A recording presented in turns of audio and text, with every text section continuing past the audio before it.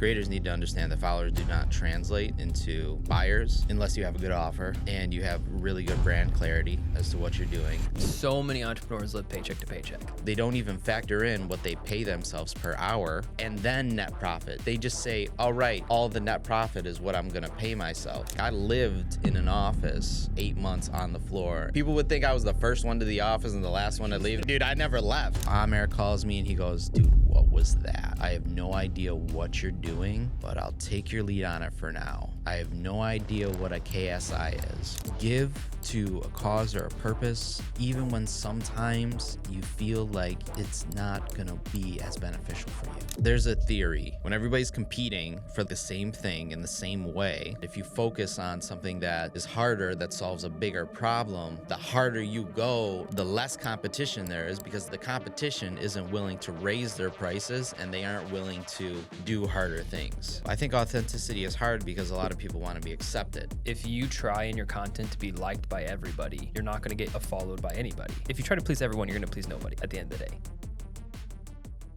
Creators need to understand that followers do not translate into buyers unless you have a good offer and you have really good brand clarity as to what you're doing. But sometimes just like creators don't know how to package that really well to be able to monetize on it. So even at the highest level, you know, I still get people with like multiple millions of followers. They have this great platform and like they're making the same amount that I used to make back in Family Dollar. Yeah. And so it's like, it's okay. It's, you know, honestly, it's okay. And I think the biggest problem that most creators have is they think it's not okay to talk about numbers because they don't want to be perceived in a way that's like lesser. Yeah. And so, dude, I normally go straight for the throat with people. I'm like, okay, listen, what are you projected to do this year? And then they have to like take a Take a knife and open it. Yeah. Yeah, they have to take a deep breath and they have to go, I mean, I'm making like $5,000 a month. Okay, great. And what you have to do this, you have to dismiss whatever number that they just said, because there's no perception. It's just like you're just on your map. You just need a couple keys to like unlock some stuff. Yeah. So I'm really passionate about stuff like that because I went from like sleeping on floor. Like honestly, I look at this office that we're in right now, and we're in a really good studio, but outside of it's like, you know, you have workspaces and stuff like that. Like I lived in an office for about 8 months on the floor, and I would take my mattress, which was an air mattress, and I was working with like a company that like gave me like a yearly contract as a 1099 as a creative. And dude, I didn't want to tell anybody that I was like piss broke.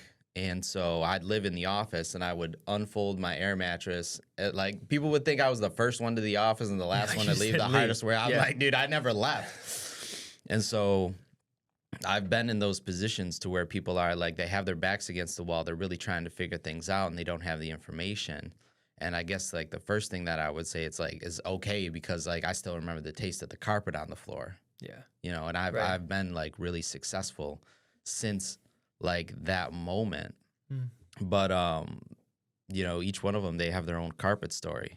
And it's a little bit different from the other. And so you have to kind of crack open that conversation because people didn't always have that conversation with me, and I had to figure it out. Yeah.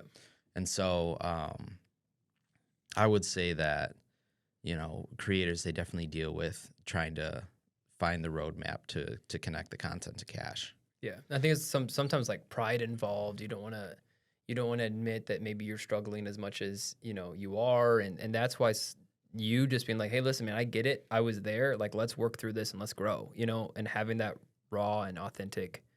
Oh yeah, authentic. No, I was kidding. Yeah. That raw and authentic just conversation with creators and letting them be like, bro, you have 1 million followers, you're only making 3K. It's okay, man. Like, let's just talk about it and we're gonna get it better. And that's and that freedom to be like, where are you at right now, actually?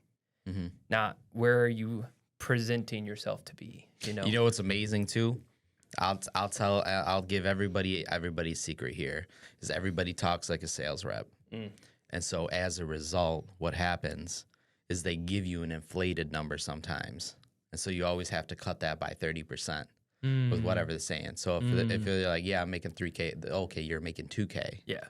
Because everybody gives a sales number because of that mindset, because they don't want to be It's perceived. like, what's your take home? What do you see in your bank? Like, what's your net? I made What's your 12 net? grand, but I paid myself 3. Okay, well, I Yeah. want to worry about that 3 number, not that 12 number. Yeah, and there should be an equation to why 12 is 3.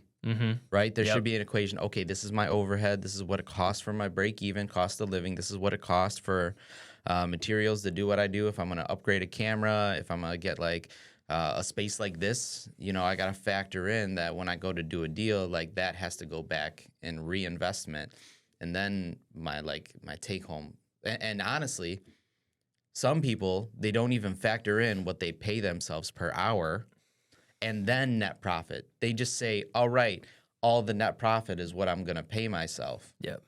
And so they don't separate those two numbers. And so they have no way of saving net profit to figure out how do I reinvest into the things that work. So many entrepreneurs live paycheck to paycheck. Yeah, it's like a paycheck to paycheck because you're just taking whatever's left. Hopefully at my company, my little company or my little sales job has a little money left over, like a creator. Hopefully I have a little after paying an editor, after doing this. You're living paycheck to paycheck like someone maybe working at a lower income place, even though you have more money flowing through your bank. And it's a hidden cost. Yeah. And so your time is a hidden cost. And so a lot of creators, they don't factor that hidden cost. They don't.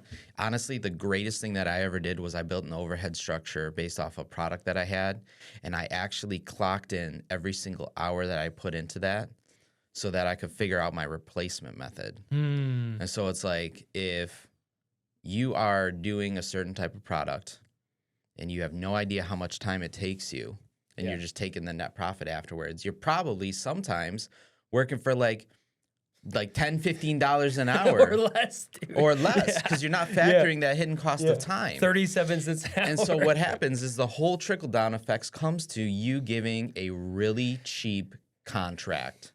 Yeah. Because you don't do the math. You don't say, how many hours did it take me to do this? How many post-production hours did it take me to do this? How many pre-production hours did it take me to do this? And then after that, I factor all that in, the cost of my labor. How much do I want to be able to mark up for the profit at the end? Yeah. Because people, like creators, don't factor in profit.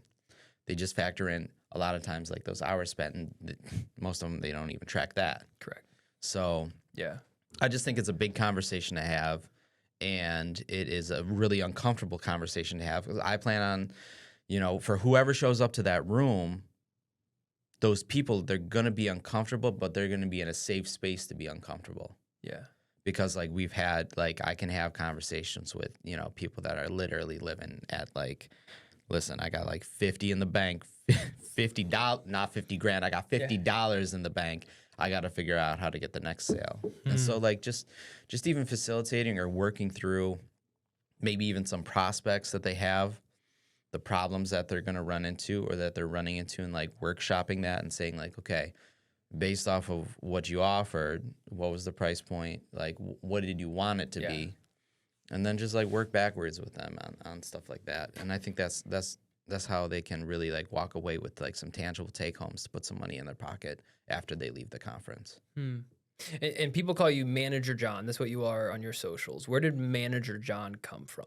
How did that get started? Yeah, so Manager John used to be a joke when I was in high school, because we were in high school during the very early YouTube days, and so like, dude, you could literally post anything and it would just go off, right? Yeah, It's kind of like what TikTok was, you know, kind of was at some capacity, and then even what Vine was, as long as you posted. YouTube was Vine before Vine, just the randomest videos. Yeah, which I think that's interesting to acknowledge, which is when a new platform comes out, there's a different level of exposure that the platform is willing to give you.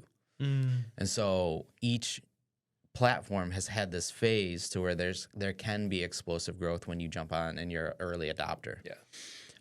We were early adopters with YouTube. I was in high school, and my friend was the talent, and he was the one that owned the YouTube channel, and my friend Gary, and I would be like, I would be the guy that would film him. And at that time, we were the only ones, you know, in high school that were getting like millions of views, and like people were talking about the videos that we were doing.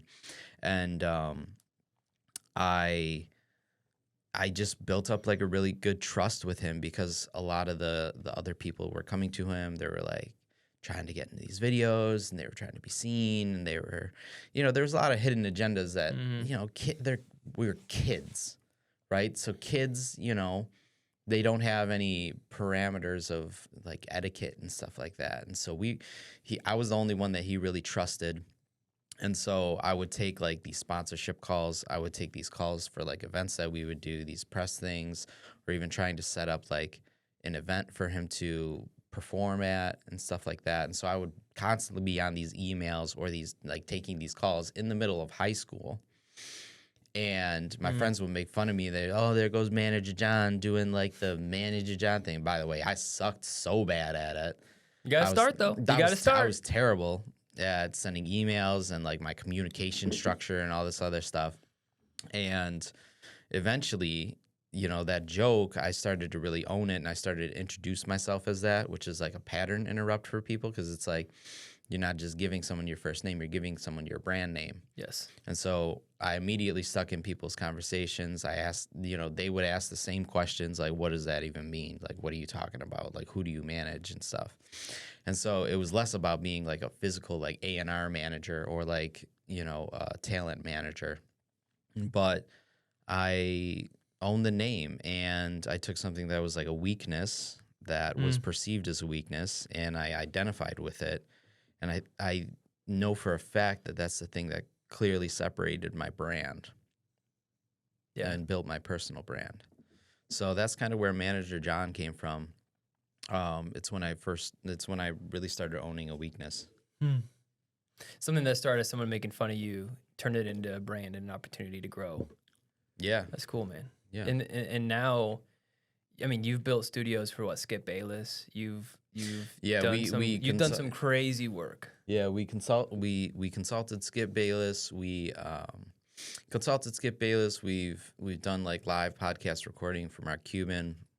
We directly work with TikTok as a partner for like their live streaming sector. And so we help them work through, a handful of different creators that, we would order the gear or we would have them order the gear. And I would literally, my team and I, we would jump on like virtual calls and we would basically put a blindfold on it and be like, okay, so you're going to connect this thing to this. You're going to turn on this thing.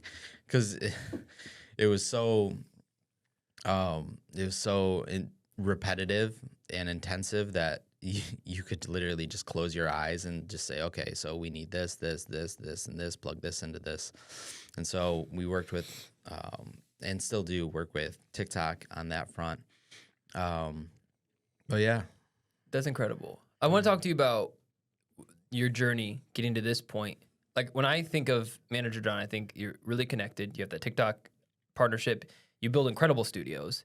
You can go on site and build like these, just sick studios. Like if anyone goes follow Manager John on Instagram, you do a good job of kind of like posting some of the behind the scenes stuff and vlog style stuff. Sometimes before and afters, like I saw one recently, you just turned this like little like rectangle side room in a house or something. I don't know, but it was just like, just even the smallest spaces. You guys have such a vision for really cool studios. When in your journey did you say, okay, I'm kind of managing people, I'm kind of doing this thing, like I've Manager John. When did it get to the studio? Like when did that become an offering for you? When did you realize, wait, this is a business? Yeah, so the studio builds were a product that we created as a result of a gap in the market. And so before we were doing like, and honestly, for the most part, it was me solo for the most part of this, doing, shooting and editing for people. And you still see a certain aspect of people that still want to be the creator. And so we would work with a lot of business owners first with the studio builds, because the biggest thing is like creators, they know how to do content really well. They don't know business really well. The business owners know business. So They understand OPEX. They understand like overhead and building, service-based products and stuff like that. But they don't necessarily understand content all that well, or even personal brand that well. And so we took like a lot of the things that the creator was doing, which was setting up a dedicated space for their content. And we copied and pasted a format from over here in the content space to the business owner, and the studios were a part of that. I remember, I think my first studio, I went to one of my strategic partners who was doing like SEO for me at the time, and I was like, dude, listen, just give me a budget and I'll just build this thing for you for free. But like, just give me a budget to make sure that all this ties in together. And that was the first build that I did with Mike from Ascend Digital Agency. He's been, a really good partner, and he was like, all right, tell me what I got to buy or buy it for me, and I'll let you set it up. And so that was the first thing. My first thing was like, my first studio was absolutely free, and then I busted my ass on it. And as a result, when I did that, 3 more people inquired, and then I closed 2 of them. So, okay, I'm working at a 60, what's it, 60% close right then. And so I'm like, okay, so when I do this next build, I have to do the same thing when I go to post market it. So boom, do the studio, have the full content plan, as well as closing it, which, by the way, they're not like low ticket items. Yeah. So if you're working with business owners, if they respect you enough, they'll tell you their budget. But yeah, that's kind of how like the studio started really like unraveling and unfolding, because there's just there's a theory, right? And the theory is comes from a book called Blue Ocean Strategy that I follow and live by. And it's when everybody's competing for like the same thing in the same way to the same audience, that's like a red ocean. It's like filled with it's a bloody ocean. Like, you know what I mean? There's competition everywhere. Yeah. There's people that can do your services cheaper. They can sell better than you, and like, you're competing against all these different people in this ocean. But if you focus on something that is harder, that solves a bigger problem, the harder you go in your tier, the less competition there is, because the competition isn't willing to raise their prices, and they aren't willing to do harder things. Yes. And so when you do that, you actually knock out a lot of the competition. You really just focus on the client experience and the client journey, and like now you're all client focused. Like, what is the experience that someone's having with my brand when they walk into the room, when they feel like they're becoming a creator, when they actually are becoming a creator? Yeah. And so it's like the Blue Ocean Strategy is like, find something that you can offer that's so substantially different that serves your audience at a really high level, and you won't have to worry about competing with like the rest. A lot of creators, they deal with competing with maybe other UGC creators. Right? But they're offering the same products as UGC creators. Can you define UGC for? Yeah, user-generated content, which is, there's a lot of creators that you can hire or that you can become, to where you go into an establishment or you go into an experience and you film that from the perspective of their client or their prospect. Like, you look like, if you're going to a food restaurant, you look like somebody that's coming into that restaurant to eat. Yeah, but you're paid. Yeah, but you're paid. Yeah, you're paid. It's a creative way to present a piece of content that can be used for advertising. It can be used for organic. It can be used for experiential, right? Side note, how many food reviewers do you think are just are most paid to do their food reviews, or do you think like there's still a good amount of like real food reviewers left? I couldn't tell you the exact statistic on it because I haven't really dove into it, but I am almost certain that everyone that I see is paid. And that's and that's kind of interesting. And that's not necessarily a bad thing. Like, there could be like, you're going to pay me, but I'm going to be honest. Like, that could happen, right? Yeah, but what I also find is a lot of the food reviewers, they're reviewing with an agenda. And so now they don't give an honest review. Right. Actually, one of my favorite food reviewers is Keith Lee. Okay. Are you familiar with Keith Lee? But shout out Keith. So Keith is like, I think he's well past 12 million followers on TikTok. Listen, I knew Keith when he was a fighter. So when I was working with boxers in both UFC and when I was in Vegas a lot, and I remember because his trainer, Dewey Cooper, was training his older brother, Kevin Lee. who was a UFC fighter at the time. Sick. And so Keith Lee was training with Kevin, and Keith Lee, honestly, like I respect Keith Lee so much because at some point in time in my career, I betted against him because I was in my own thing. Right. And so he was like, hey, man, I'm trying to do these videos or these vlogs. And he was like, I could really use your help. And he like sent me this footage and it was just god awful footage and I could barely do anything with it. And I was like, listen, man, I don't know if this is going to work. Like, it's really difficult to get footage from you and all this other stuff. That was back when I was still doing like the fulfillment stuff. But Keith Lee ended up being one of the largest food review critics within his space. Wow. And so I'm like a person that he could use as like that.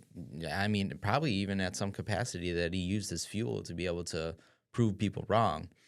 Now, he's a very honest food reviewer. He has a very strict format that he follows, and he wins with it. And so I think that if you're a UGC creator, you can steal certain things that you look from top performing creators that got to where they're at through a lot of honesty and a lot of not going by the agenda for like your payment. Cause like brands, nothing builds a brand stronger, not than when you agree with something, but then when you disagree with something, right? Because you create conversation and you create friction. And so if Keith Lee says, I liked this, this, and this really sucked. I hated this. I wish I didn't order this. If I'm a brand, I look at Keith Lee and I look at, everybody else that's, just Paid out, whatever. paid out. I go, Keith Lee, his audience trusts him because he actually says what's bad. And so if I give a really great product to him and I know it's good, and I know he's going to love the experience, I know that his audience is going to act. So what I would say is like in a blue ocean versus red ocean, be as real as possible with the content that you're doing organically from, even when it's not paid, like especially when it's not paid, like be fully transparent. And then even when it is paid, you can give brands the feedback of like, hey, I think this could be better. Hey, this could be better. I'm going to put that in the video, and it's going to build a crazy amount of trust for you guys. And like you as a brand, if you're hiring people like this, you have to trust that more than just the person. Because there's a lot of other people that I see that they'll do food reviews, and they're like, this was so amazing. And then I go there, and I'm like, this was trash. This was overpaid trash. And as a result, I look at that creator and I go, I'm never trusting that dude there's again. no credibility anymore. Yeah. So I think I think authenticity is hard because a lot of people want to be accepted. Yeah. Oh, I mean, dude, one of the things that I coach is if you try in your content to be liked by everybody, you're not going to get followed by anybody. Like, you might get followed some, but if you're trying to appease the masses, then first of all, I mean, that's just a life skill. Like, you can't be friends with everybody. Everyone won't like you. There will be people that don't like you, and that's okay. You can't, if you try to please everyone, you're going to please nobody at the end of the day. And for me, like, the reason why, like, I love the word authentic, like, some people use the word authentic, like, I'm authentic myself, which means I don't need to change. I'm just going to be me. I'm like, I don't think that's the true meaning of the word, because I think we all need to grow. I think we all need to try to strive to be better. I think if you just say, it sometimes runs me wrong. We be like, hey, I'm just being me. It's like, well, you suck. So let's try to be better, right? So for me, I'm not trying to be like authentically me to where I don't want to grow. Like, I want to be better. I want to be a better content creator. I want to be a better business person. But when I say I'm being authentic, like, I'm not willing to sacrifice my morals and my beliefs for views. Like, I'm going to stand my guns on what I believe to be true. I want to ask good questions. I want to be authentic with my guests. I want when my guests come on, they're like, Dylan was very authentic. He wanted to know. He was asking because he was personally curious. And that's where I built my podcast. That's where I built my brand. But I do think it's easy to be like, man, if I just kind of like, I don't really believe this, but like, I know if I say this, I'm going to get views. And that's easy trap for creators to fall on, because when you just chase the view game, it's easy to lose yourself throughout just chasing views. Yeah, and I got to be honest, like, views don't pay the bills. Yeah. If anything, like sometimes I have like videos flop that I'm still like pulling in sales from. Yeah. So you can't equate like views to like Mm-mm. revenue streams. Obviously, you can equate it to exposure and people know you more, but you know, just because they know you doesn't mean they trust you. Yeah. Or like you or anything. Yeah. Yeah, or like you. Um, I did get recognized in a Culver's though. That was wild. nice. Yeah. Nice. My wife was there. So that was cool. That was a cool moment. It only happened one time. So it like never happens. Did you use it for like a free meal? No, I already ordered my food. Oh, Yeah, I know. But this person like walks up me and my wife. This was about a year ago. We were sitting there at Culver's down in Taylor, and just right down the street, and we're eating food with our daughter, and this guy was like looking at me like across the Culver's, a young kid, like 20-year-old, and I'm like, I'm like seeing him through the corner of the eyes, just like kind of like be looking at me, and he gets up, starts walking towards us, and he goes, "Hey, are you Dylan England?" And I'm like, yes. He's like, do you have a podcast? And I was like, yes. You go, I don't know. Do I owe you money? Yeah. I know. It was like, did you like the podcast? You know, he's like, yeah, you had on like someone I know. And since then I've been falling to love it, man. And my wife was like, because I think sometimes you forget, I forget. And I mean, with your YouTube channel and your creators, there are real people behind these views. There's real people behind these subscribers. And so sometimes I go to a network and people be like, hey, man, I loved your podcast. And I'm like, oh, yeah, I forget there's real people sometimes that actually listen to these because get wrapped up in the numbers and analytics and subscribers and followers. So it was a really cool moment. It happened once.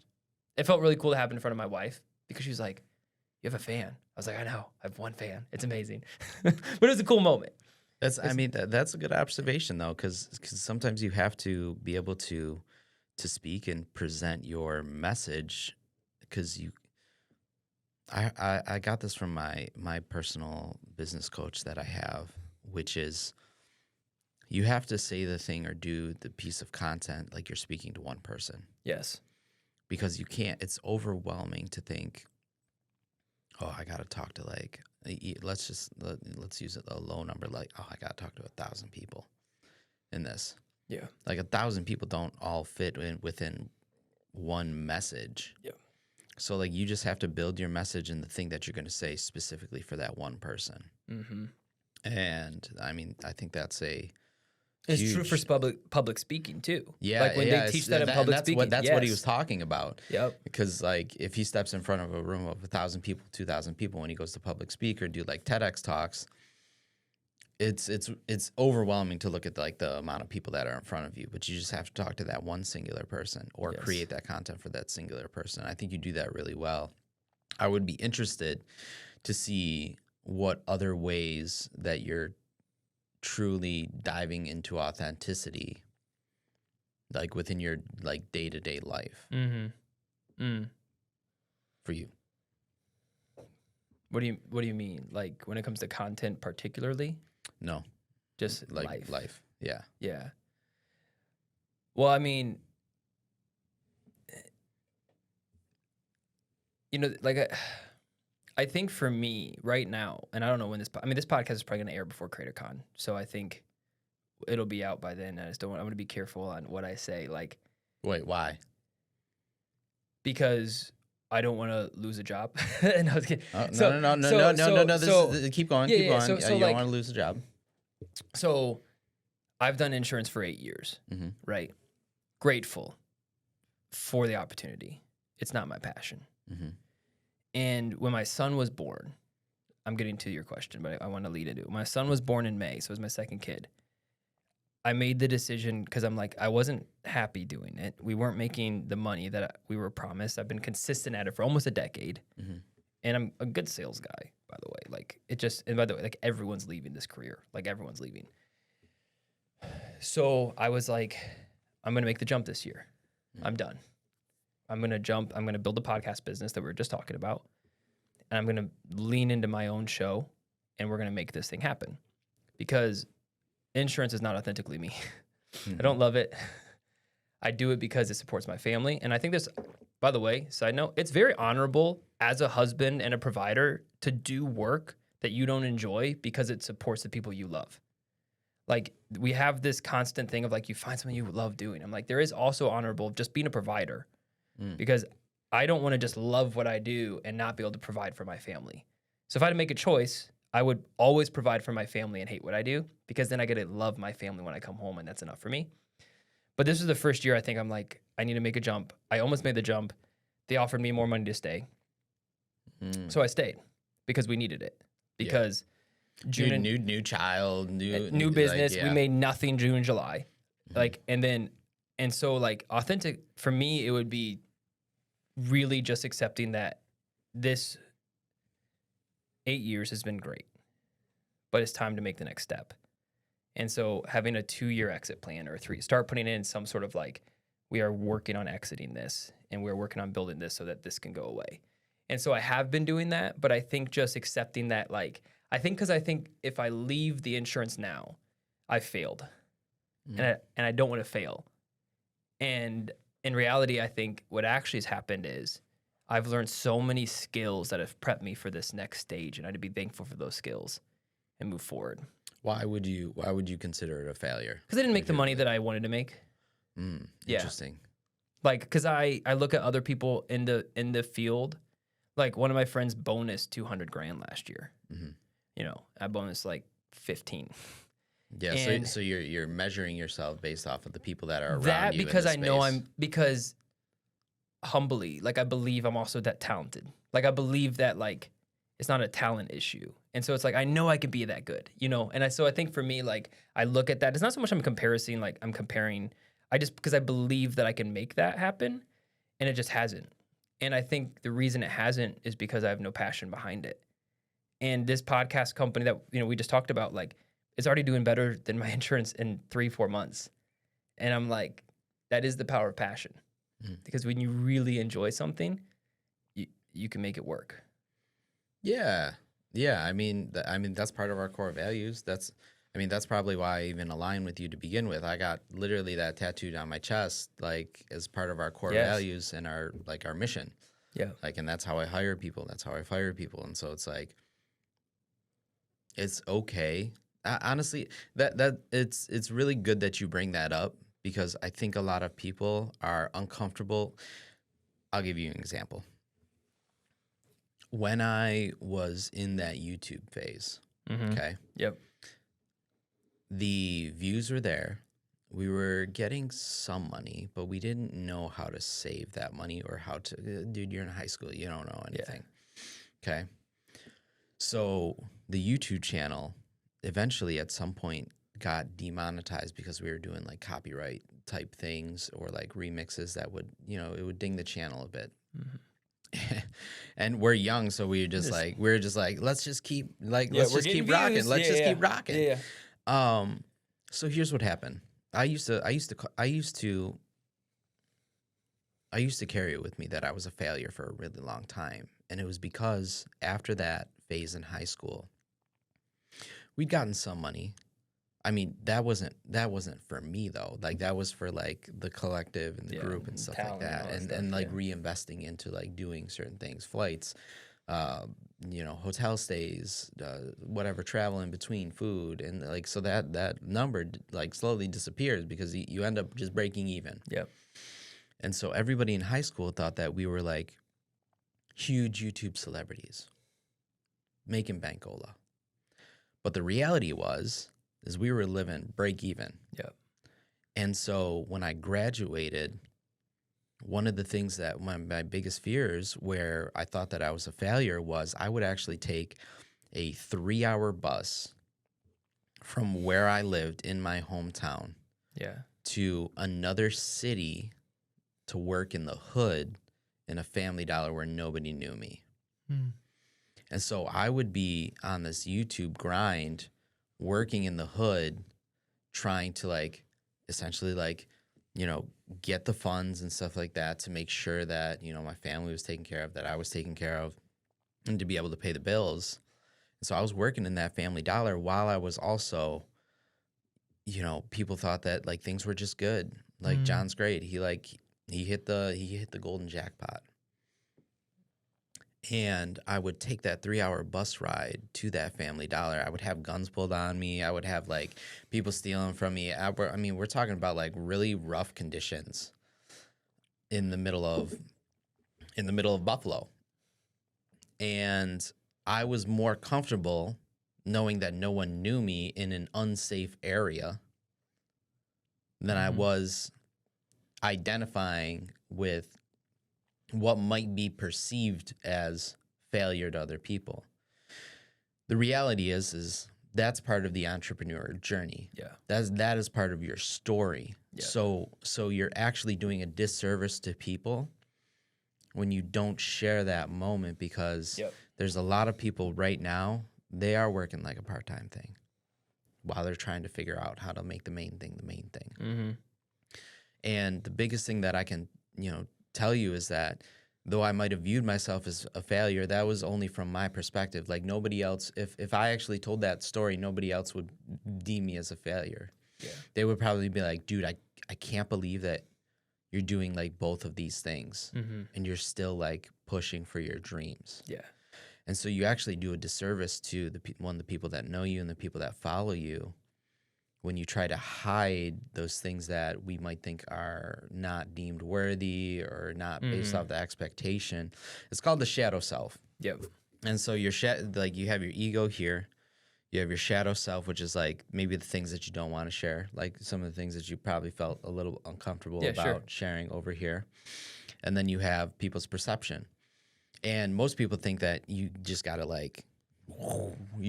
separate them as much as possible, and that's how you become the guy. Yeah. The reality is that when you bring these two things closer to your ego, which is your identity, you bring the shadow self, these things that people might not feel as worthy, and then the perception that people have closer together, that's where brand is actually created. Yeah. Yeah. And so that's good. Even for you, what I would say is I would still take those moments, and you might still be in those moments. Sure. But the reality is you know where the end goal is, and you're going to work to it as much as possible. And people are going to see that journey, but they have to hear the reality of where you're at now. Yeah. And that's why I think that, I think that's why you're going to succeed. Number one, because like you're a person you're real with yourself. You just have to work on packaging like some of the stuff that's outside the business, some of the stuff that's in real life. Yeah. And I love that. I've never heard that imagery before. You have a shadow self, people's perception of you, and trying to bring it together. I think when it comes to content, that's something that, as you know, and may appreciate or not appreciate, but like one of the things I have certain passion about are certain politics that for when I first started the podcast, my shadow self was like way over here. I'm like, no, I can't bring that into my content. I can't, like, you'd never talk about politics or religion. Can't do it, right? But then this year, I've been very intentional on like this is who I am. This is what I believe. I'm a business owner, but I also believe these things. I'm a Christian. I believe these things, and I'm willing to take that stand. And as a result, I've actually lost some business in Michigan. Yeah. But then I've also gained so many friends. And for me, when I watch my content, I'm like, that's what I believe, though. And you know what? The crazy thing is I might be wrong. And then a year later, I'm going to look back and be like, but I wasn't lying to myself. When I said that, I truly believe that was real. That was 100% honest with where I was. And so even with content, if you're a content creator, do you ever feel the tension of like, I want to say these things, or you have creators that are like, hey, Manager John, I have a question for you. I want to say these things, but I'm afraid it's going to impact my brand. So my question to you is, how do you coach people that want to be authentically themselves, share the things that they're passionate about, but it might have business impact? A lot of that's through packaging, which is why I even brought this book today. So I find it interesting that you bring this up because most times you don't take a chance to actually understand yourself first. And so it's hard to really package what you want to say if you've never really combed through what the lesson was through that. Mm-hmm. And so what I do is I actually do this with my creators and my business owners. I've done this, man. I've probably done this 5 new times today or not today, but with like throughout this week with like 5 different people. And it's free writing. And so I have this book, right? And what I'll do is I'll date it. and I will write down. I'll take 5 minutes to 30 minutes every single day, and I will write down a singular lesson that I'm learning, and I'll write out like a full experience that I'm having. Some of it's like good, some of it's like bad, some of it's distracted by ADD. Yeah. And so I'll literally write anything that comes to my mind. And I'll just start breaking down stories like page by page. Like I have one story here to where I think I was flying first class for the first time. And I said, and the lesson out of that comes imposter syndrome is just like flying first class for the first time. Hmm. And so, you know, I took that moment and I connected it to something that's relatable that other people have experienced. But if you don't do this work, like I remember I got on the plane, right, for first class, and the over like let me just take you through my internal monologue. So I get on the plane, I look at the overhead compartment, and it's like way tinier than my bag, and I'm like, oh my God, why did I even do this? I go to sit down, and she comes up to me and she goes, oh, so have you ever been here before, or did you get upgraded from regular to first class? And I was like, oh, she thinks I'm a peasant. And you know, in my head, because that's what I'm thinking of. I was like, oh, she thinks I'm a peasant. And I go, no. This is the first time. I just don't know how this is, how this goes, because she knew my name, and I'm like, Yeah. how do you know my name? How do you know my Yeah. name and all this? Yeah. They just have the list of all the first class people, and so. It was early in the morning.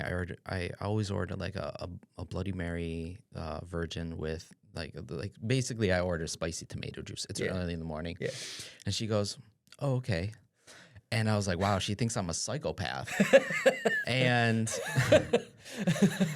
and then I get the stuff, and then she comes up to me and she goes, would you like anything to eat? And I was like, oh no, just like the free snacks, just nothing paid. And she goes, oh no, the meals, they're free. You just got to pick whatever hot meal you want. And I was like, oh, she definitely knows I'm a peasant. Yeah. and so she asked me to like fix my seat, and I'm like, I don't even know how to do that on this seat. You know what I mean? Yeah. I've never been, I've never been here. I don't know how to adjust the seat. Like it's a completely different seat. And by the end of it, at the end of the day, I paid. Mm-hmm. I paid to be there. Yeah. And so imposter syndrome, like you paid to get to where you're at right now. Yeah. Like you paid your dues. You deserve to be in the room. You deserve to be around certain people. And so imposter syndrome is kind of like flying first class for the first time. You think you don't belong. You're wondering why you even did this to begin with. You wonder, I don't know how to function this seat. What are people going to think about me if they find out that, that I just want the free snacks, right? And that I don't want to pay for the meals. Yeah. And so that was one out of many stories that I have here. But what I would say is, if you're trying to pull into that authentic version of yourself, is like you have to actually understand who you are and actually diagnose the moments that happen to you, because some people go their entire lives and they don't really assess who I am and the things that have happened to me. They just go to the next day, to the next day, to the next day. They float. They just float. They're just floating along. They're on the big grand journey, and they never look back. Why? Like, there's two things I want to say to that, because I cannot dude, the imposter syndrome, when you're sitting across from Danica Patrick, or you're talking to dream guests. Like yesterday, I landed one of my all-time dream guests, going in person to a studio in Virginia in January. Who's that? A guy named Nick Freitas. He's a former Green Beret. He's in the Virginia House of Delegates. He's a Christian. He's a father. He's just a role model. And I followed his content for years. And when I started my podcast 2 years ago, I was like, Nick Freitas was a top 10 dream guest for me personally, just because he's impacted my life. Just watching him be a father, he has a really like solid beard, and his daughter asked him to shave his beard and dress up in his Green Beret outfit for her wedding. He did it.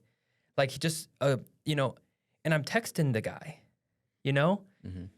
and pot like, you know, or when even this sponsor we talked about with Parlor, like Parlor flies me out to Dallas, and I struggle with confidence so much because in my head I'm thinking I shouldn't be here. I'm an insurance guy. Why am I being flown out to Dallas to record stuff in their studio? And then what you said just hit me, dude. We actually have worked for this. Like we have earned this. But sometimes we just psych ourselves in being like, you know, you earned that first class ticket, but you felt like you didn't belong. But you paid to be there. And like I've paid my dues. And so, but sometimes it just feels like, hey, I'm a nobody. Thank you so much. Mm. And I do think there's a level of confidence that needs to be practiced. Of it's not being proud, but it's like when you work really hard and you lose some weight or you put on muscle, you've earned that. Mm-hmm. You know, and the same thing with this, like you've earned your success because you've worked hard to be here. You've earned the right to consult Skip Bayless. You've earned the right to have amazing conversations with top creators and top creator consultants and all this stuff. But imposter syndrome, dude, it rears its head so much. So I resonate with that a lot. Yeah, and I would even say like you should write out a lot of that experience that you're having with that. I mean, honestly, the best moment for you to write is probably right after an interview. In that moment. Yeah, and I mean even right during the interview. Yeah. Even voice memos. Nah, you got to write. Yeah, right? You have to write. You have to write because there's like a mind to physical connection that happens because you're so used to talking. Yeah. So you have to actually comb through your thoughts. Like you have to actually like allow some things to hit paper on top of, I mean, yeah, I would even say like reading too. Like I got to do a better job at like reading versus listening to audiobooks because there's just there's this connection that puts together puzzle pieces because everybody's trying to put together the puzzle piece of their life. And so you have to actually do the hard, that like this is what the hard work like really requires to like bring these two things together. Yeah. Right? We can't find shortcuts to this. Yeah. Like you have to actually like do the work. And by the way, I got like CEOs that are going to exit for like 50 million and I'm telling them the same thing and they've never done it their entire life. And we're breaking down because I'm sitting across from a guy who was like, dude, I used to didn't think I was worth anything because, you know, my father didn't care about my life and like shot a bullet that just barely missed my head. And, you know, he was on the second floor and it went straight through into my kneecap. And so he's like talking about all these things. And I was like, dude, you got to write. You got to write these things out because you're building a story. You're building a brand. You're combing through these experiences that you've had. And so you have to do the hard work for that because you have to become a master communicator for the things that you've learned. Yeah. Yeah. You have it's especially in content. Like, I mean, yeah, especially in life, yes. In but life. In life, yes. But especially if you're going to be a content creator, like going back to the original thing of why we even said this, like if you're going to create content, what you're saying is you need to understand why you're so passionate about what you're talking about. You need to understand why you're so. It's not just like, hey, I'm going to just spout out stuff to get views. It's like, no, write it down. Think through your experiences. What got you here? Why does this matter so much to you? Yeah. You know, why, like, you know, for me, it's like, why am I so passionate about certain things? And I could show you a bunch of things we've written down and done, and I have books. And so, like, why does this mean so much? And for a lot of people, I don't do that for my life experiences as much. And I think I'm going to for sure start doing a version of this. I think it's great.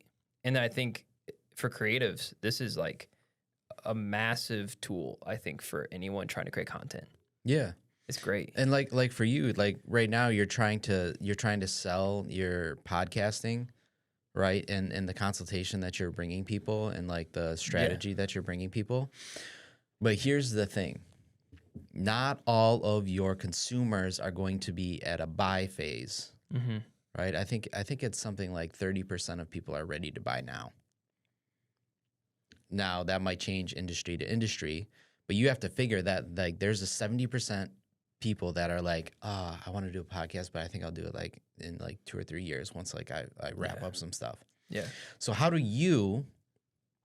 Dylan England stand in front of people past just the product that he's offering now? Yeah. So you have to build like a brand affinity with these people that are going to follow you, right? Because they're not ready to buy now, but they're following you and like understanding who you are. And if you're not sharing who you are and you're only talking about your product, They're not going to trust you. they're just not going to be as engaged like Yeah, for sure. the majority until they get to that buy time. And so you have to be able to create content that is diverse and not just about your product, but also about you, because people are subscribing to who you are, Yes. right? They're going to subscribe to who you are, and then they're going to subscribe to your process. Mm-hmm. And then they're going to subscribe a nice little check over to you, Right. right? So that's why I think that, when we look at brand and we look at things that are like this and storytelling and how to package things, I think that makes all the difference when you're looking at things that are just going past what you're trying to sell at the end of the day. Do you, in your story, do you have a favorite memory of, like, for example, for me, like right now, actively, this was a really weird year. I've been sick. I mean, we can talk about that later, but like I've had a bunch of health issues this year. I was pretty much in bed January, February with stomach issues and like whatever. So it's been a really hard year. And then like I look back at certain moments and even my podcasting journey with just fond memories. Like Joel Berry came on the Babylon Bee. We had a video hit 500,000. Like that was like the first like, whoa, this is possible. And then just keep stacking. Do you have different like stair step memories when you look back over your career? Like I met this person, I did this job. Like what are some of those favorite memories you've had in your business? Funny enough, it's never the end goal. Yeah. Like the moments where like I'm shooting, Shira, Drew Barrymore, Mark Cuban, even talking with Skip Bayless and then his wife, and then even these moments they bar none compared to like The Dylan England show. Yeah, the Dylan England show. They bar none compared to the process that it took to get there. Yeah. Like, and I'll share something with you is that, so when I was brokering YouTube boxing with KSI and the Mayweather family and the first round for the KSI versus Logan Paul, when I was brokering that, I was in Philadelphia and I was in the back of a warehouse of a Family Dollar. And so, mind you, I'm not there with my finances yet, but I understand like how to network, and I've started like I have built influence within my community. Sure. Now, I never really connected. Now, at this point in my life, I never really connected the finances to a lot of that, but that came. That came. But in that moment, so we were going to. It was me and Gary, and we were going to Philadelphia to basically flip these stores that were just, they're on fire, just massive shrink. And if you don't know what shrink is, that's basically you have inventory, all of a sudden you got like 40% less inventory because someone stole it.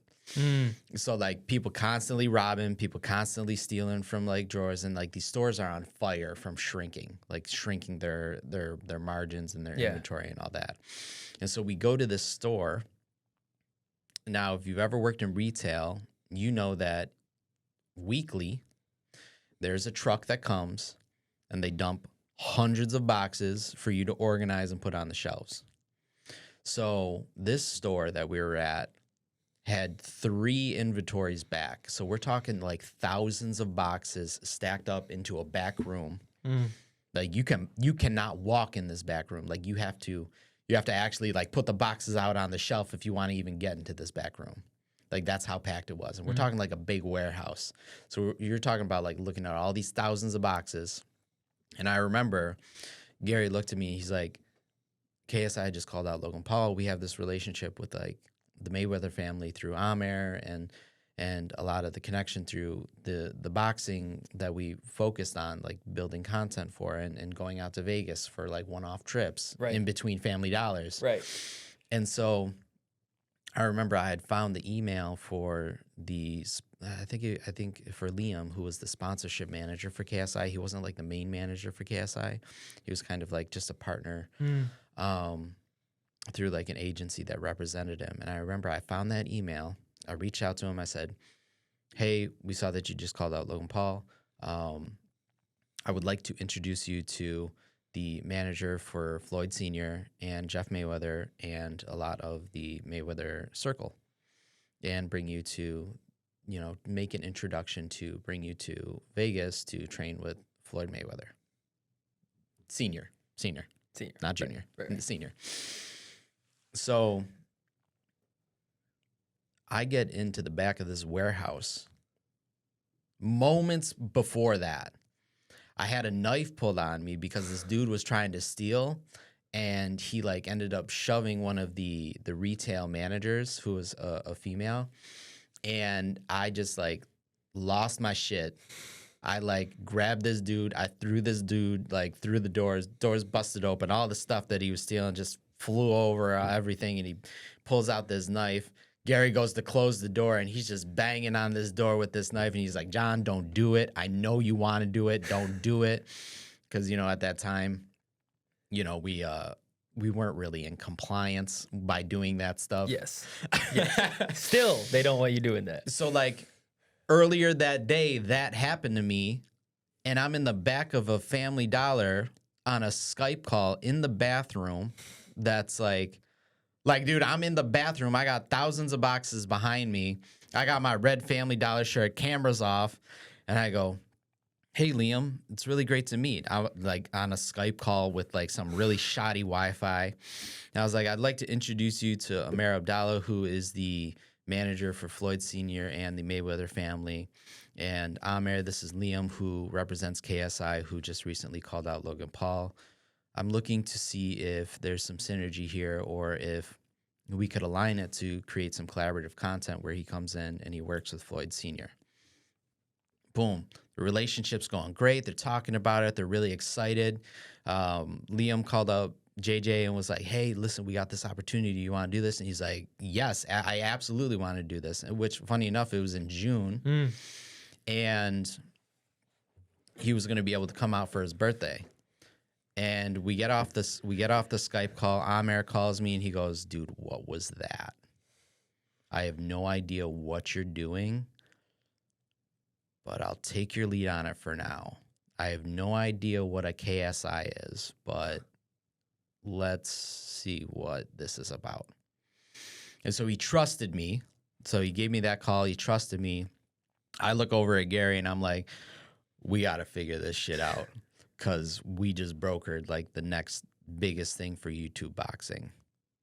And so we then went on to like plan like the training session. And you can see the training videos. You'll see me overweight with my camera, like trying to like film and stuff like that. You'll see me in the backgrounds of everything. And then, so funny enough, even those moments where we had that relationship set up, we're working with like one of the largest influencers in the UK, and Through the US, arguably one of the largest influencers between him and the Sidemen within the space.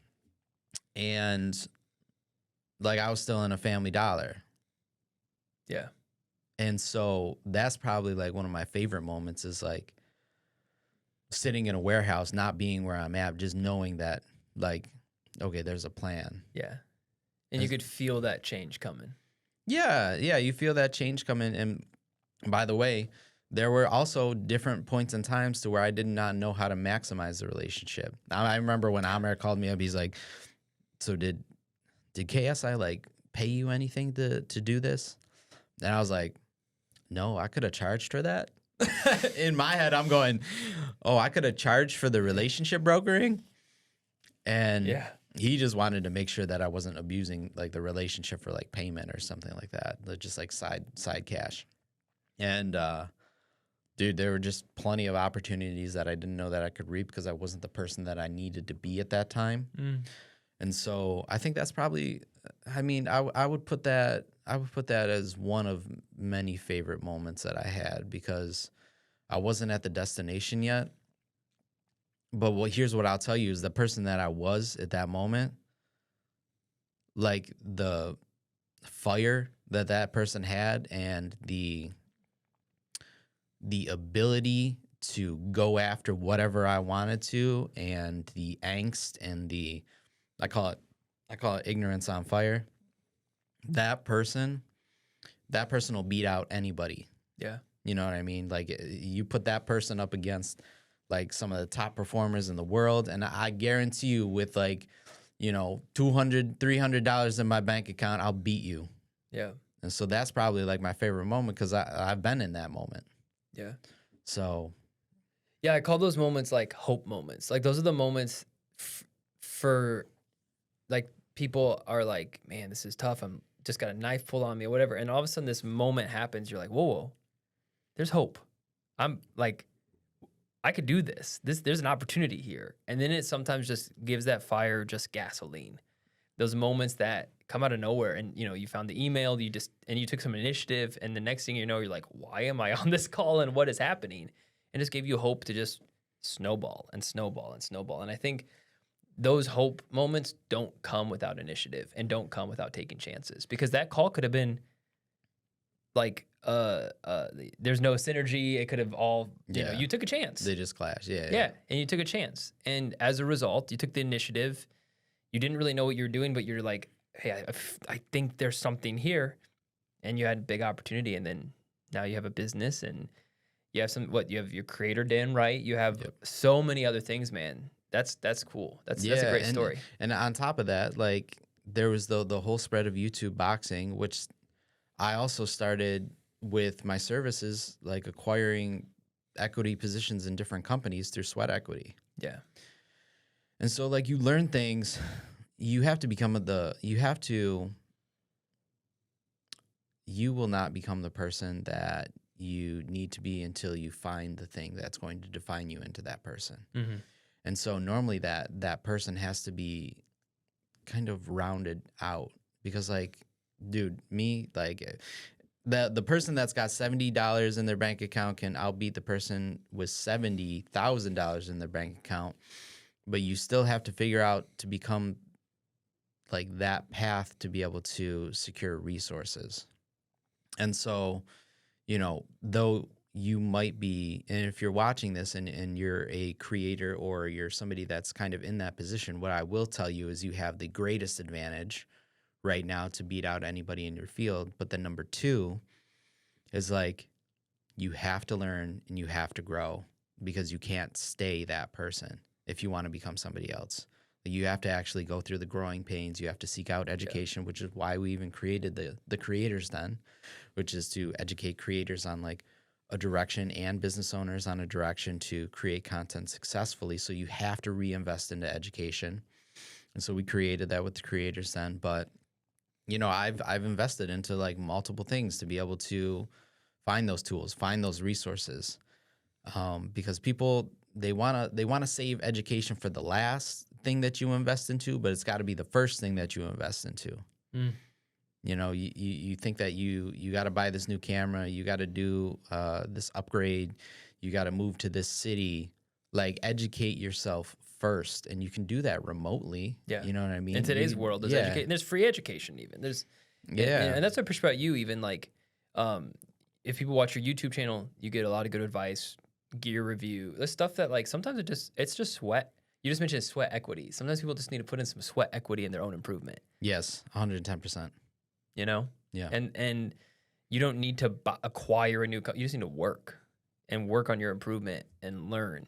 And that's what I mentioned earlier about like what I don't like about the word authentic is sometimes people think authentic means I don't need to change. It's like, no, that's not what it means.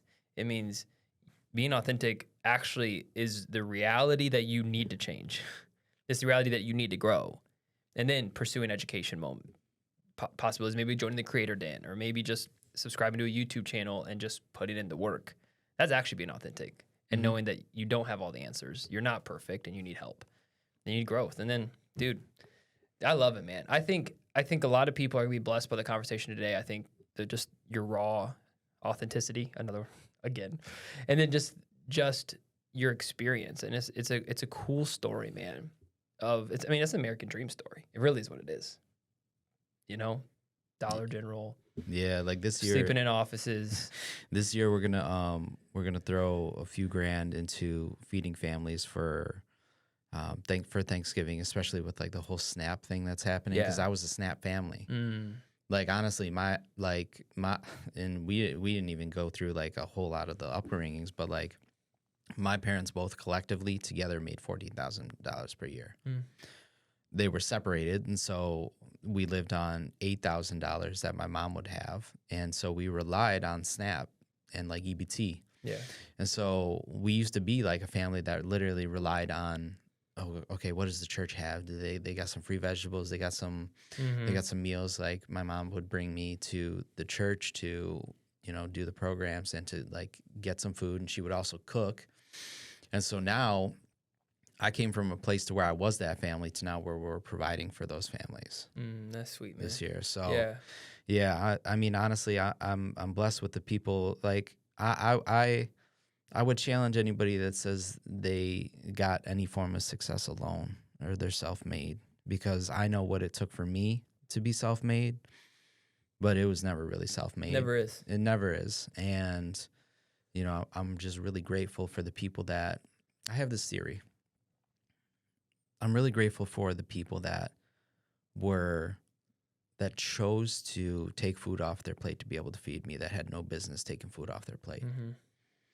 And so time and time again, what you'll see in my life, and even as I look through this, the things that I write, is that there's a constant repetition of like somebody that sacrificed for me when they couldn't sacrifice, and they did, and helped me get to that next phase. Like even if I am, crashing on my buddy's sofa for X amount of like months, maybe even a year, to a place that where this has happened so many times that I've drawn a theory called the overflow effect. And it's a theory that I live by, a principle within my life because of the things that I've experienced through a lot of scarcity, which is the overflow effect is give to a cause or a purpose, even when sometimes you feel like it's not gonna be as beneficial for you. Mm-hmm. Right? The abundant mindset of like, okay, I'm gonna help this person out. I'm gonna do this thing for this person, and like go above and beyond.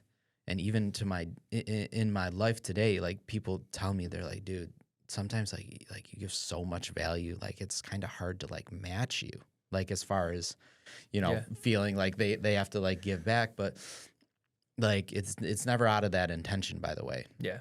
It's because I make sure to give so much value that I know that it'll come back to me in some sort of capacity. It's kind of like karma. Yeah. Or like social credits. Yeah. Or what's yeah, I mean, karma is a good word for it. Yeah. I mean, yeah. So I live by the overflow effect, which is, give when it might not be the most convenient to give, because it will come back to you and it will overflow and fill your cup. Yeah. Because I'm a prime example of that. I came from a point in time to where I didn't even have a house to be able to now pay for my friends to like work with me and to have these experiences, and for my family to go on trips, and for all these other things that I'm able to pour back into them. Yeah. You know what I mean? Like the woman that used to raise me as like the fifth foster kid Yeah. within her house with my best friend.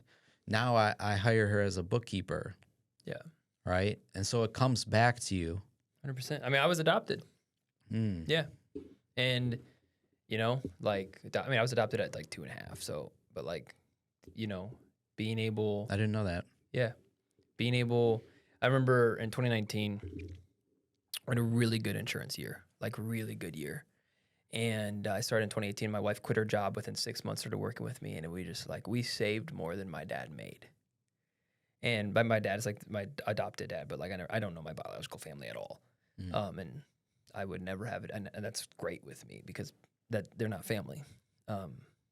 But I remember his computer, he's a small Christian school principal, like I say small, like it was like 80 kids K4 through 12th grade. Like, Yeah.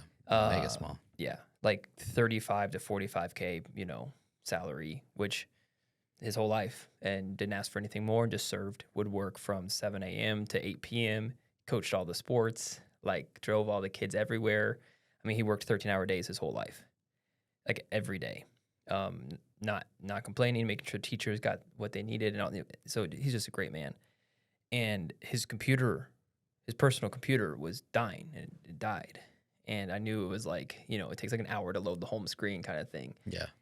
And we had just saved like $4,000 that month or something stupid, And I remember going to my wife, I'm like, I want to buy Dad a laptop, And Mom was complaining about how small her iPhone was. She had one of the old iPhones, and it was like really tiny. And she was like, trying to type, and she couldn't see anything. And she likes looking through Pinterest. And I'm like, I want to buy Mom an iPad. Now, people might look at that, and I did. My mom cried when my dad, I didn't tell him.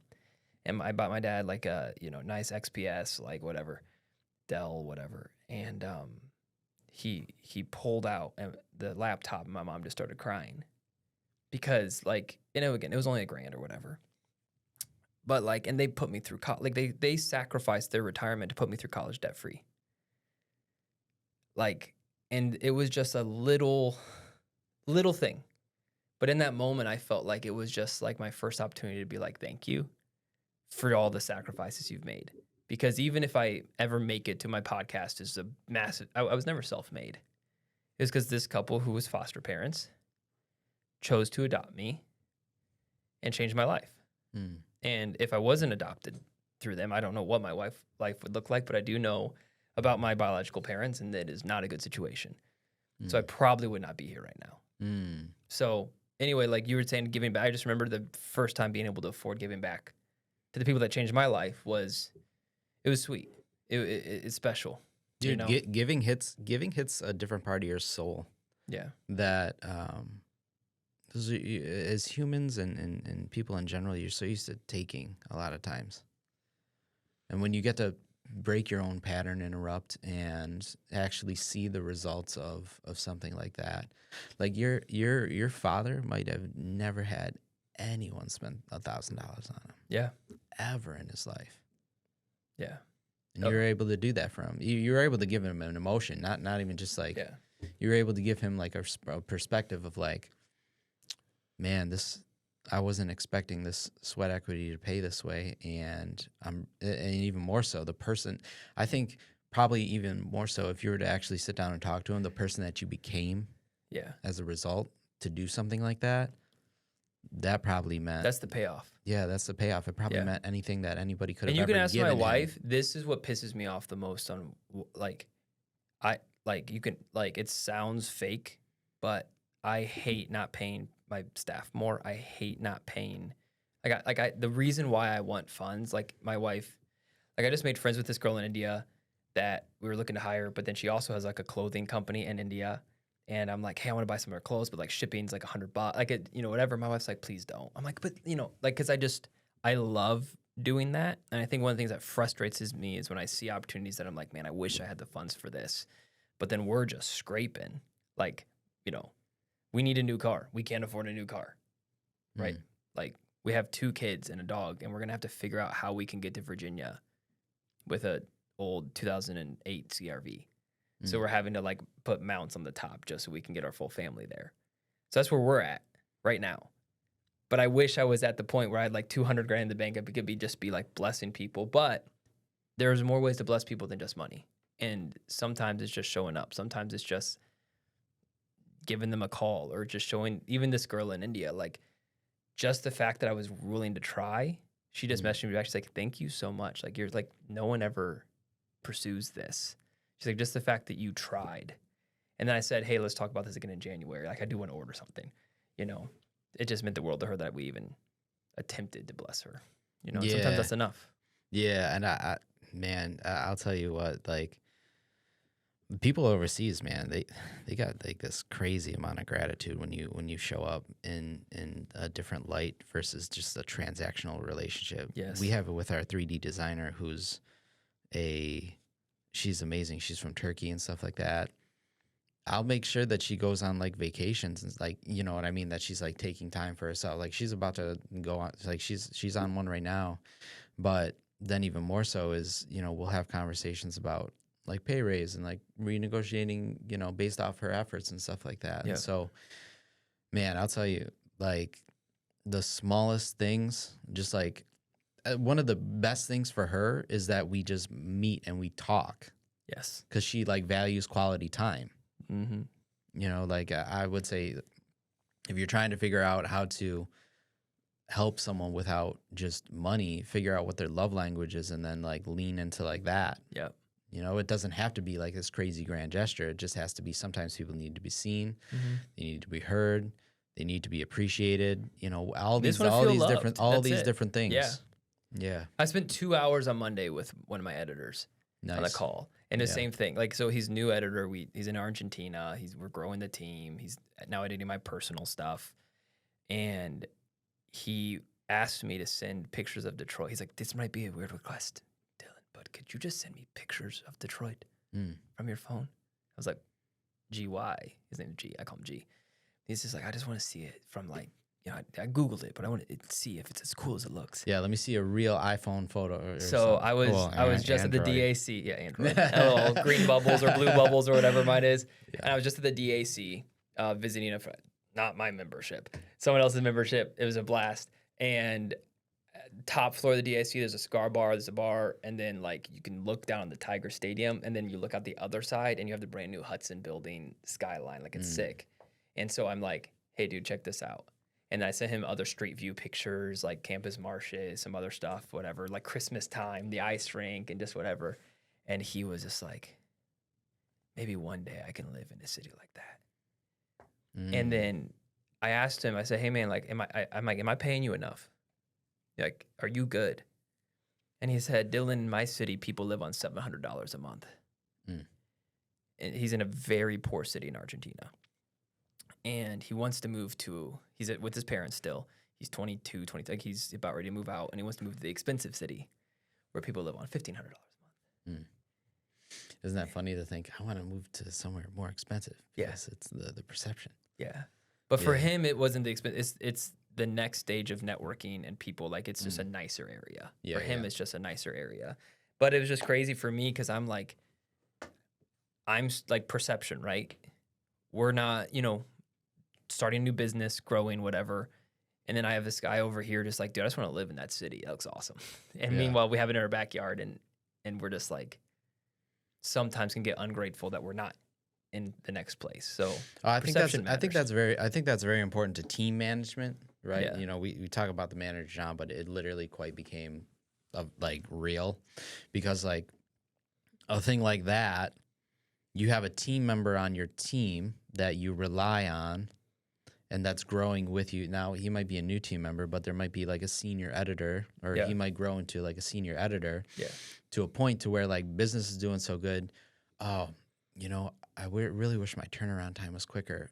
I wonder how much it would be to like relocate someone like that. And so like now at least the intention of your team members so that you can build an opportunity that team members can fit into. I think that's also another thing that creators do not do very well is they do not build opportunity for other people to see themselves into. Yes. They just build opportunity for themselves. They get they're like, cool, the brand's growing, like we're number one on like the podcast list. We're crushing it. I'm getting all these views, I'm building this brand, I'm getting these brand deals. I tell my editors, like, listen, we do good. I'll do brand deals and I'll make sure that the trickle down effect happens to the editing team if we're able to continue to like maintain a certain standard. Yeah. And so like I understand what they're working toward. I just connected one of my editors with one of his role models to be able to work with. So I connected one of my editors with Chris Doe, and they're gonna like run like a series of podcasts and stuff like that. But the culture that I've created is that I will create opportunities to where you'll be able to fit under. Yep. And you'll be able to take care of your family. You'll be able to take care of your goals. You'll be able to potentially exceed them. Like there was no path really for him to think of how do I eventually one day like meet my role model. And just like that, just immediately, I was sitting down with Chris having dinner, and I was like, "Look, do you like the podcast?" I was like, "I should introduce you to Pedro. He's the one that did that. Do you have a need for him?" He's like, yeah, we got, we're looking for, and then instantly. Yeah. Yeah. And from Pedro's perspective, he just did good work and he was consistent and he was honest. And even if at that time he didn't even know there was a chance to meet his role model and Chris, he still did good work. Yeah. Regardless. And that's why there's like, you can't just, it's not like Pedro's like, oh, I might have a chance. Like, I'm gonna just do really good work. It's like, no, that's who he is. He's a good editor. That's also his overflow effect is that Correct. he poured a lot into the relationship. He made sure to take care of like quality control. He literally gives me edits that I have no revisions to. And I go, great, this is the product. I watched it through. This is amazing. This is better than what I would make. Let me post this. Yep. It's a dream. It is. And because dude, like, and people might not even be like, well, you guys have editors, you guys have this, you have like, it really is. Well, first of all, it's key to building any type of management company or podcast. Like, you have to have editors, and we're grateful to have a bunch. But like G was one of the first ones that like he said, Dylan, I've been researching other podcasts. I've noticed they've done this style. Do you want me to try this? He's like, he's in. And then that's always like a key. That's always a big green flag is when somebody else tries to introduce something to you that they've seen work in other areas that you might not have the time to inspect. Yeah. But then this team member can focus on that. He said no to more work. So this is the thing when I'm like, I told my wife, I said, hey, by the way, I'm paying this guy this amount. We're going to make it work. I need to. Because he literally said no to more work. So we have a couple other clients I was going to give him. He's like, no, Dylan. He's like, I just need to make sure I can handle your work first.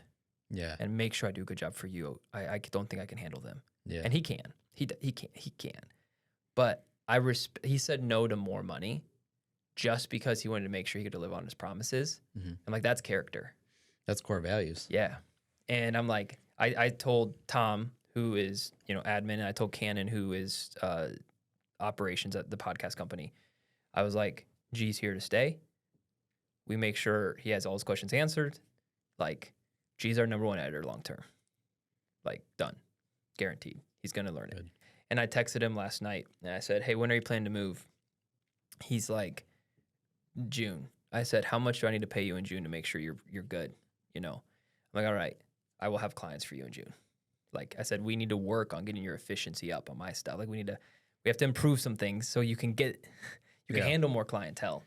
And so, and for me, what I was telling you earlier, like of not always having the funds to be able to bless someone immediately, there's still ways you can bless and ask the questions and be like, all right, well, let's work towards blessing you more. Yeah, people will follow leaders. People will follow leaders, but you have to become that leader. Yeah. You have to become that person I had this one influencer girl that I had introduced, some of our editing team to, and they worked with her, and she wasn't even willing to meet with them. And she wasn't willing to, not that she wasn't willing, but she wouldn't time block it. And so it's like, they're over here, hey, we want to do a good job, but this person is like failing us in communication. And they're like, it was a good run, but we just wish that there would have been like more synergy because we did really great on the brand videos that we did for her. But like you have to become that leader that is constantly thinking about your team. The bigger that you build, honestly, the less you have to think about yourself. Yeah. You have to stay focused on the vision because you're the visionary of the company, but that vision has to be big enough so that everybody else can fit into it and like see their and growth, succeed. their growth path. Yeah. And lay out a growth path for them. Your stress changes. Actually, my wife, I love her just riffing now. This is great.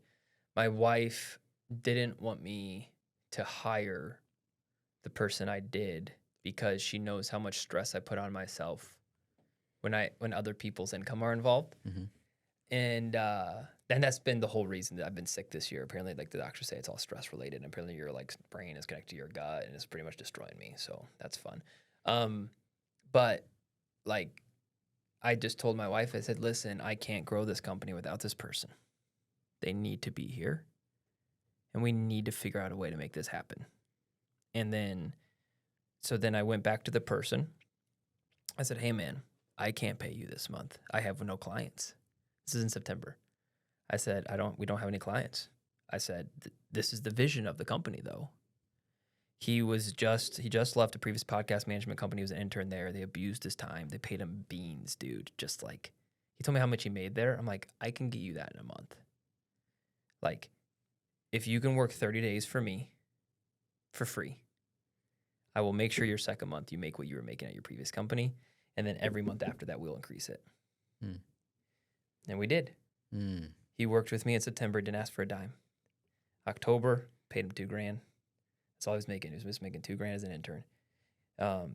He's blessed to have his wife be in a stable government kind of job for a little bit, you know. And then this month he's getting a little bit of pay bump. Next month he's gonna get a pay bump, and then we're on target for he's gonna make 50, 60 grand next year. Like, and that's nice. That's nice in Argentina and like these other countries. Yeah. So we're, you know, it's just you know, it's just cool. Like, it's sometimes you just, even as a leader, you're like, hey, listen, I need to be honest with you. I don't have money, or I'm actually not ready for you. But if you want to help me build this is your path. Do you want this? And they said yes. And man, we're, you know, it's just, and I feel blessed, you know, so. Yeah.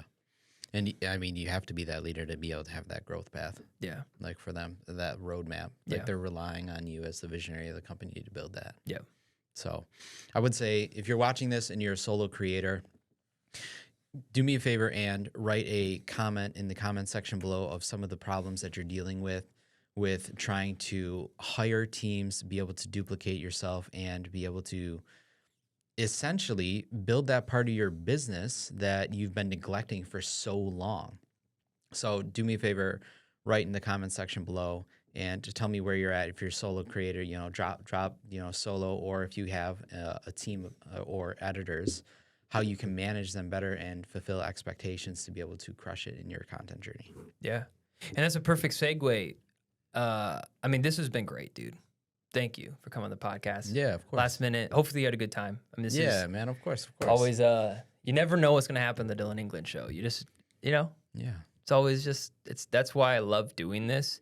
Like you asked me earlier, what would it mean to be authentic? I'm like, bro, if I could do this for a living one day, like the only reason I like doing the podcast business, but that's just because it's what paid, like I enjoy it a lot. But if I could do anything, bro, it'd be just have awesome conversations with awesome people. That's what I want to do. And then throwing a little bit of golf content in there. That's what I really want to do. Yeah. But thank you, man, for coming on. Where can people find you? I always give my opportunity for the guests to promo. Where can they find you? Where can people go to learn more? So watch Manager John on YouTube. We're dropping like gear reviews, studio builds, and pretty much kind of the technical stuff that you need to be able to grow and develop as a creator. And then number 2, Manager John on all platforms, Instagram, TikTok, Facebook, whatever it is. You can just search Manager John and hit me with a DM if you need help, or just comment on the content, because I answer all the comments, and we're creating a platform to where people can have conversations. So drop a message. Awesome, brother. Well, thank you again for coming on the show. Yeah, I appreciate you all. And thank you guys for listening to this episode of the Dylan England Show. As always, like, comment, subscribe, share with a friend or your mom or whoever will listen to this. And yeah, thank you guys for coming to this episode. See you on the next one. Thank you, Manager John. Go follow him on all socials. Check out his YouTube channel. It's great stuff. See you guys in the next episode.